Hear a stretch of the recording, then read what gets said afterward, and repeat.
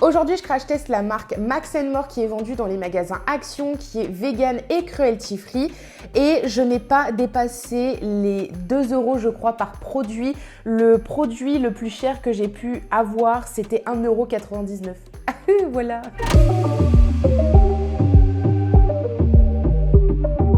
J'ai pris quand même pas mal de petites choses, notamment un primer, un anti-cerne. J'ai pris une petite palette de fard à joues. J'ai pris également une petite palette où vous avez bronzer et highlighter dedans.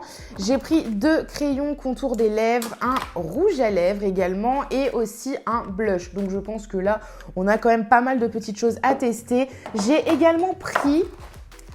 ils vendent en fait des packs de beauty blender de plusieurs tailles et plusieurs formes et ça c'est vraiment génial. On commence donc par le primer, donc je crois qu'il n'y en avait qu'un seul aussi, un primer, et celui-ci il a un fini matifiant. Je le pompe, ça m'étonne pas. Ça sent très fort. Ça sent très fort, ça sent un mélange de chimique mais aussi de beaucoup de parfums. C'est assez opaque, je dirais, comme matière. C'est pas du tout fluide, pas du tout liquide, c'est quand même très opaque. Mais en fait, quand on l'applique, ça sent plus, c'est bizarre. Ça sent fort sur le moment, mais après, une fois qu'on l'applique, ça sent plus la crème. Est-ce que j'ai un fini matifiant? J'arrive pas trop à me rendre compte, mais je sens qu'il y a encore une pellicule de couche de produit. En règle générale, quand je mets des produits matifiants, ça a tendance à sécher quand même assez vite. Là, je sens que j'ai encore... Je sens que ça agrippe en fait, donc je pense que ça peut être un bon primer justement qui agrippe le fond de teint et qui le fait tenir vraiment toute la journée, donc ça on verra bien. Je vous montrerai à la fin de la vidéo, à la fin de la journée si mon maquillage a bien tenu, donc restez jusqu'au bout de la vidéo. Je vais appliquer mon fond de teint de la marque Catrice comme toujours et je vais donc tester avec la grosse Beauty Blender. Elle n'est pas trop souple, mais en règle générale les éponges elles s'assouplissent au fur et à mesure du temps, à force de les utiliser, de les humidifier, de les laver, etc. Pour l'instant, pour une première application, c'est vrai qu'elle n'est pas souple. A contrario de celle que j'ai pu tester dans mon crash test des produits de la marque W7, pour le coup, leur Beauty Blender était vraiment hyper souple dès la première utilisation. Donc ça, c'était vraiment top. Bon après, c'est une Beauty Blender classique, hein. Franchement. Si vous êtes comme moi et que vous utilisez qu'une seule fois la Beauty Blender, personnellement, je la lave à chaque fois parce que c'est bourré de germes, bourré de microbes. Donc je l'utilise qu'une seule fois et c'est vrai que c'était un petit peu chiant de la laver tous les jours. Franchement, pour 1,90 €, je crois que c'était 1,99 €, 2 €, vous avez tout un pack et vous en avez plein. Et franchement, je pense... Il y en a combien dedans? 1, 2, 3, 4, 5, 6... il y en a 7 de chaque. Il y a 7 modèles, donc ça fait une par jour et ça vous permet donc de laver les Beauty Blender qu'une seule fois par semaine. Donc ça, c'est vraiment top si vous êtes comme moi et que vous n'aimez pas utiliser la Beauty Blender à plusieurs reprises. Ensuite, on passe donc à l'anti-cerne. Je l'ai payé 1,19 € et celui-ci, la teinte, c'est le Honey. 110 Honey. Il y avait 3 teintes je crois, donc il y avait la Honey, il y en avait une c'était ivoire, donc beaucoup plus claire, et il y en avait une troisième qui était un petit peu plus foncée, je pense pour les teints un peu plus mat, mais comme vous commencez à me connaître, je n'aime pas les anti-cernes qui sont vraiment trop clairs, du coup j'ai pris la teinte Honey. Mais à l'application, il est hyper précis, j'adore, franchement, j'aime beaucoup, beaucoup, beaucoup. Par contre, il est un peu, comme c'est Honey, il a un petit peu foncé. Du coup, je vais tester la petite Beauty Blender. Par contre, je trouve qu'elle est quand même assez grosse une fois qu'on l'a humidifiée. Si vous avez vu mon crash test sur la marque W7, pour le coup, elles étaient beaucoup plus petites et beaucoup plus précises. Bon, on va dire que c'est une taille intermédiaire entre les deux. Alors, au niveau de l'application, il a l'air pas mal. Après, au niveau de la couvrance, je suis pas... Oh! Franchement, la couvrance, elle est pas hyper haute. Mais je trouve qu'elle est naturelle. Donc si vous n'aimez pas trop camoufler pour avoir quand même un fini hyper naturel, franchement il fait grave le taf, hein. Après, est-ce qu'il va tenir tout au long de la journée? On se donne rendez-vous en fin de vidéo pour avoir le résultat final. Je sais pas si on voit bien la caméra, mais là je trouve que dans le miroir, il a un fini très doux. Genre je sais pas comment vous décrire son fini, mais c'est super... C'est super doux. Après, oui, j'avoue que la couvrance, elle est pas incroyable, mais c'est hyper naturel et franchement, j'aime beaucoup. Par contre, j'ai peur qu'il s'oxyde et que du coup, il fonce un petit peu. Déjà, là, on voit sur la Beauty Blender que c'est beaucoup plus foncé que ce que j'ai sur le visage. Donc, on va voir au fur et à mesure de la journée. Donc, maintenant, on va passer au bronzer. Donc, c'est une petite palette duo. Vous avez d'un côté le bronzer, de l'autre côté l'highlighter. Au niveau de la pigmentation, je ne sais pas du tout ce que ça va rendre. Franchement, la coloris, je pense que ça devrait aller avec mon teint. L'highlighter, il a l'air d'avoir des arrière-pigments un petit peu rosés. Donc ça, je pense que ça pourrait être pas mal, mais c'est vraiment tout léger. Je pense que ça va faire quelque chose de très naturel. Au niveau de la pigmentation, ça a l'air quand même assez light. Et sur l'highlighter, je sais pas. On va voir avec le pinceau. Je ne veux pas m'avancer, on ne sait jamais. Franchement, il est beau, hein. Je le trouve vraiment super beau, le bronzer.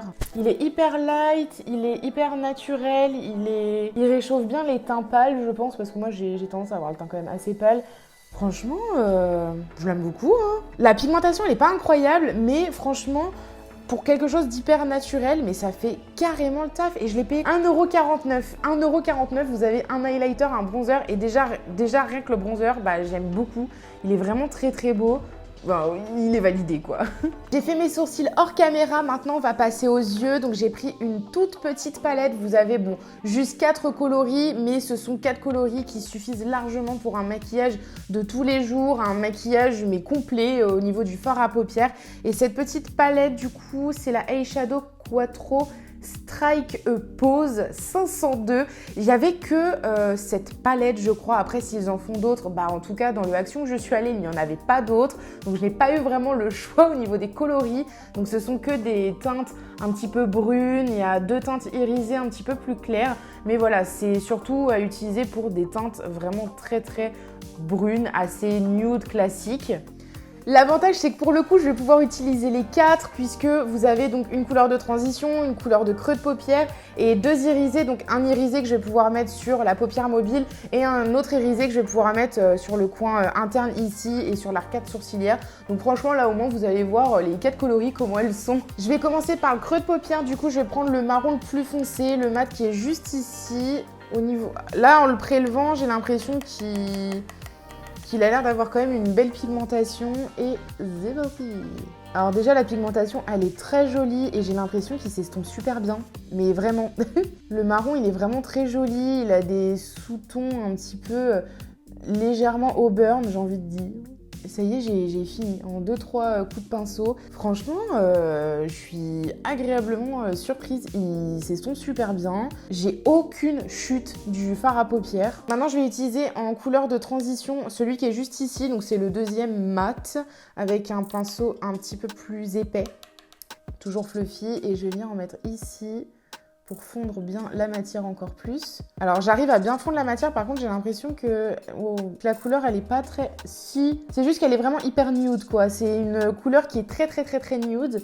Mais c'est très joli franchement pour un maquillage hyper naturel de tous les jours. Vous avez quand même envie de travailler un petit peu le fard à paupières. Vous avez 4 coloris qui sont vraiment très très bien. Je viens de faire mon dessous de l'œil et les fards vraiment mais se fondent hyper bien entre eux. C'est incroyable. Elle fait mais totalement le taf cette petite palette, c'est fou. Maintenant, je vais mettre donc le fard irisé qui est juste ici, celui qui est un petit peu plus foncé. Et dedans, vous avez, vous savez, les petites mousses comme ça. Du coup, je vais l'appliquer avec. Oh! J'ai trop creusé dedans, ça a fait un énorme trou. Oh non! Oh là là, je suis pas douée, moi. Oh là, oh, c'est beau. Ah, par contre, il chute. Je le sens, il tombe sur ma joue. Il est très beau, mais celui-ci, il a des chutes. Il est vraiment très joli, mais comme il a des chutes, j'ai l'impression qu'il va pas bien tenir. Par contre, faut y aller mollo, hein, parce que moi, j'ai déjà fait un énorme trou à l'intérieur. Je vais prendre l'autre côté, je vais prendre donc la teinte un petit peu plus irisée, je vais y aller plus doucement. Ouais, c'est bon. Et je vais la mettre en coin interne ici. Elle est toute légère, elle est pas hyper pigmentée, mais si vous aimez vraiment tout ce qui est hyper naturel, elle est hyper light. Donc franchement, je trouve que pour un maquillage tout simple, de tous les jours, mais cette petite palette, elle est géniale, elle est vraiment très très bien. T'aimes bien mon maquillage? T'es nul, on aurait pu le faire là maintenant. Oh j'adore, il est trop beau. T'es chiant. Ça c'est génial.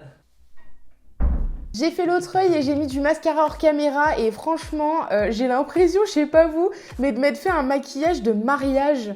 Personnellement, pour mon futur mariage, je vois bien quelque chose d'assez nude, neutre comme ça. J'ai pas envie de faire quelque chose de trop extravagant, ça c'est sûr et certain. Parce que oui, je pense déjà à comment je vais me maquiller pour mon mariage. Mais je trouve que c'est hyper neutre, hyper nude. Et je sais pas pourquoi j'ai pensé à ça en me regardant, en faisant mon autre œil hors caméra. Je me suis dit, mais je trouve que ça ferait bien ça pour un mariage. Maintenant, je vais passer au blush. Donc, j'ai pris celui-ci. Il y avait 2 teintes. Donc, lui, c'est le Dusty Rose. Et l'autre, il était plus rose fuchsia, je crois. Donc, j'aimais pas trop. Celui-ci, ça va. Il est assez joli. Donc, bon, on va tester ça tout de suite si j'arrive à l'ouvrir. Il poudre énorme. Oh, mon Dieu. Il poudre beaucoup, beaucoup. Et regardez la couleur de mon pinceau. Oh, j'adore. Peut-être un peu trop mis là. Même si vous y allez assez ardemment, on va dire, pour prélever, et bah, il fait pas une grosse tache rose. Il est hyper fluide, il s'applique bien. Franchement, je sais pas ce que vous en pensez, mais je trouve qu'il est vraiment magnifique. Après, à voir s'il tient bien tout au long de la journée. Donc, je vous donne encore une fois rendez-vous en fin de vidéo pour qu'on puisse voir à la fin de la journée si tout a bien tenu. Pour finir, donc j'ai pris 2 crayons à lèvres parce que j'hésitais entre les 2 couleurs. Alors du coup, je me suis dit, c'est quoi, prends les 2 pour le prix, hein, on va pas se ruiner. Il est en format, vous savez, comme ça. Je suis pas ultra fan, moi je préfère les crayons qu'on taille puisque ceux-là, ils ont tendance à se péter au bout d'un moment et c'est super chiant. Mais voilà, je vais pas le sortir énormément pour éviter de le casser. Bah, il a une belle pigmentation. Et donc la teinte Muffin, hop. Mais je sais pas me mettre du rouge à lèvres ou quoi, j'ai l'impression d'en avoir foutu partout. La couleur est vraiment super jolie, mais par contre, le crayon, je trouve qu'il se matche pas trop avec. Je sais pas, j'aime pas. En fait, la couleur du crayon, elle est trop belle, la couleur du rouge à lèvres est trop belle, mais les deux ensemble, j'aime pas du tout. Pas convaincue du combo des 2 couleurs et en plus le crayon je m'en suis foutu partout, du coup ça commence à partir dans les petites ridules vous savez que vous avez autour des lèvres, du coup je suis pas trop fan mais sinon les couleurs sont vraiment très très belles, je pense que c'est juste moi j'ai mal appliqué hein, c'est tout mais non franchement pas mal à voir tout au long de la journée mais bon comme c'est un format crémeux qui n'est pas sans transfert ni waterproof forcément il va falloir que j'en remette à plusieurs reprises dans la journée donc bon ça ne m'étonne pas et c'est tout hein. Je n'ai pas pris de fixateur parce que le seul qui proposait c'était pas de la marque Max More et il n'y avait pas écrit cruelty free, vegan, etc. Et je crois qu'il n'était pas fabriqué en Europe, ce qui fait que possiblement le produit n'était pas cruelty free et moi c'est ce qui me tient le plus à cœur. Ce que je vais faire c'est que je vais mettre mon nouveau fixateur de chez W7 que j'adore mais vraiment. Et quand on le secoue, il est trop beau, on dirait de la magie, c'est trop beau. Donc je vais mettre celui-ci. Ce qui est chiant avec le fixateur, c'est qu'à chaque fois, on s'en fout dans les cheveux et du coup, on a les cheveux humides, là. Ça, c'est chiant. Voilà ce que j'aime pas avec le fixateur. Ouais, je pense pas que le rouge à lèvres va tenir toute la journée. Je pense pas qu'il va durer très longtemps. Je vais aller manger, là, dans pas très longtemps. Dans combien de temps? Il est quelle heure, mon cœur? Je vois pas l'heure, là, sur mon portable. J'ai complètement oublié de tester l'highlighter. Je suis dégoûtée. Entre-temps, je suis allée manger, donc bon, on peut constater déjà que le rouge à lèvres, franchement, je suis agréablement surprise. En plus, je mange un plat en sauce, alors je m'en suis foutue un peu partout.